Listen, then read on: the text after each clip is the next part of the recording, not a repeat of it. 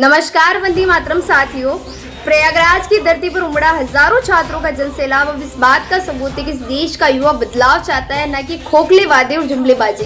इस देश के युवा ने एक बार फिर साबित कर लिया है कि इस देश में संविधान से बढ़कर कोई नहीं है। साथ ही इस देश के युवा ने इस अंधेरे सिस्टम में एक मशाल जला करके लोगों में एक उम्मीद की किरण को पैदा किया और ये विश्वास दिलाया है कि इस देश में डर कर नहीं बल्कि अपनी आवाज को बुलंद कर हम सिस्टम को बदल सकते हैं। जहां परिवार पूरी वर्ष शिक्षा के लिए भारी पैसा खर्च करके अपने बच्चों के भविष्य को उज्जवल बनाना चाहता है, वहीं सिस्टम में बैठे लोग दीमक की तरह उन सपनों को चकनाचूर कर लेते हैं। और साथ ही राहुल गांधी जी ने प्रयागराज में जो छात्रों की गूंज कार्यक्रम था उसमें 3 बातों का जिक्र किया: दर्द, दौलत और डेटा।